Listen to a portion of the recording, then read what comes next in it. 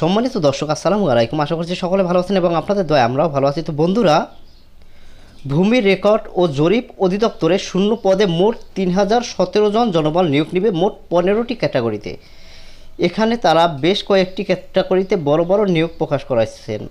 এর মধ্যে সার্ভেয়ার 272 জন জনবল নিয়োগ নেবে ডিপ্লোমা ইঞ্জিনিয়ারে।